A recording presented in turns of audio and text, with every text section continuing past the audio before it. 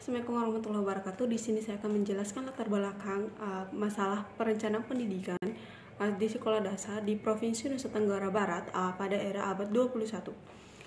Memasuki abad ke-21 sekarang ini, pendidikan di NTB dihadapkan dengan sejumlah tantangan dan peluang yang tentunya berbeda dengan zaman-zaman sebelumnya.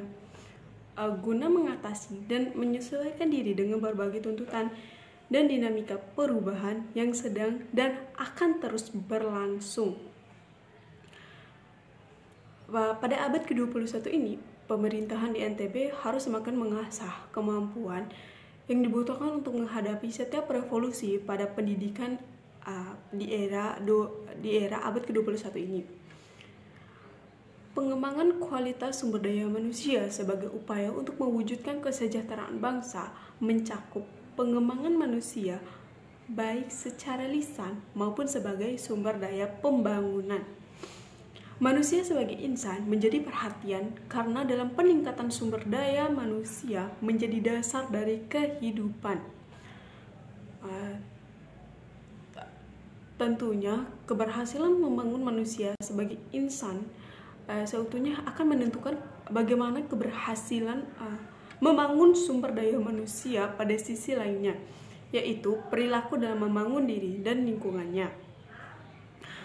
Dari berbagai bentuk pengembangan kualitas sumber daya manusia, pendidikan bisa dikatakan sebagai faktor utama pengembangan sumber daya manusia.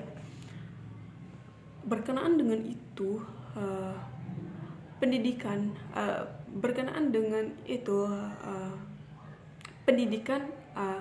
hal tersebut identik dengan pendidikan formal di sekolah yang paradigma pendekatan bentuk pengelolaan kurikulum dan manajemen dari pemerintah.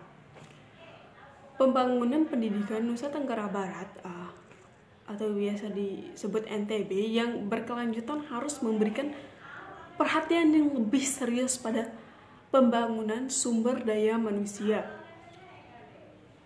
Hal tersebut tidak hanya relevan secara konseptual tetapi juga berkolaborasi dengan visi yang disampaikan oleh Gubernur dan Wakil Gubernur NTB tahun 2018 sampai 2023 nanti, yaitu mewujudkan NTB yang gemilang. Visi ini adalah keempat, perspektif peningkatan daya sumber manusia menjadi fondasi daya saing daerah yang kompetitif. Dengan kata lain, Dinas Pendidikan dan Kebudayaan atau Dikbud NTB harus menjadi leading sektor menuju NTB yang gemilang. Dalam artian, sektor pendidikan harus memiliki imbas bagi dimensi pembangunan yang akan datang, seperti PMR, tenaga kerja, dan kesejahteraan rakyat nantinya. Dalam permasalahan ini adalah bagaimana cara mewujudkan program pembangunan pendidikan NTB tersebut sesuai dengan apa yang diinginkan oleh gubernur dan wakil gubernur. Selanjutnya akan jelaskan rumusan masalah. Apakah sumber daya manusia dapat mewujudkan kesejahteraan pembangunan pendidikan di NTB? Hal yang pertama harus dilakukan adalah perorganisasian tugas di samping pertumbuhan pada kinerja Dinas Dikbud yang diberi nama Satuan Tugas Sumber Daya Manusia Gemilang yang dibentuk dengan surat keputusan Gubernur Nusa Tenggara Barat. Susunan tim ad hoc harus di dalamnya memiliki divisi-divisi yang mengakomodasi 6 pilar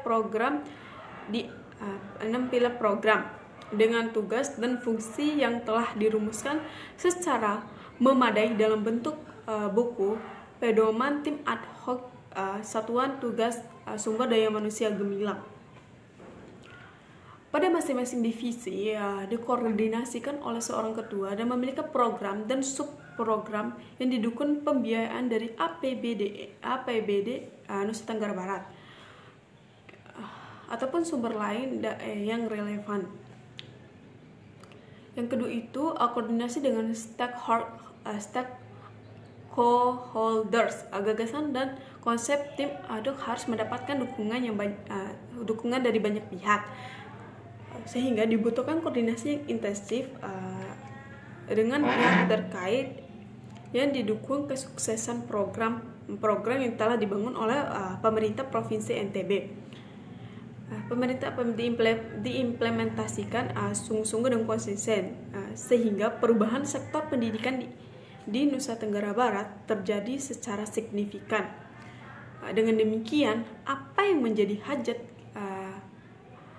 Gubernur yaitu NTB Gemilang dalam pencapaian pada saat ini sumber daya manusia yang berkualitas menjadi kunci kemajuan suatu bangsa. Berbagai program yang disusun bukan hanya mengarah pada bagaimana bisa menciptakan sumber daya manusia yang berkualitas,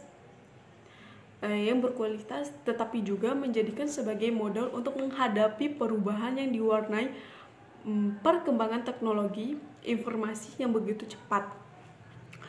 Pemerintah Provinsi NTB yaitu mewujudkan sumber daya manusia yang berkualitas, tekad untuk mewujudkan SDM unggul itu tidak mencapai melalui program pengiriman 1000 anak muda NTB dengan menuntut ilmu di berbagai perguruan tinggi di berbagai negara, diyakini akan mampu melahirkan sumber daya manusia berkualitas di provinsi yang dikenal dengan sebutan Bumi Gora.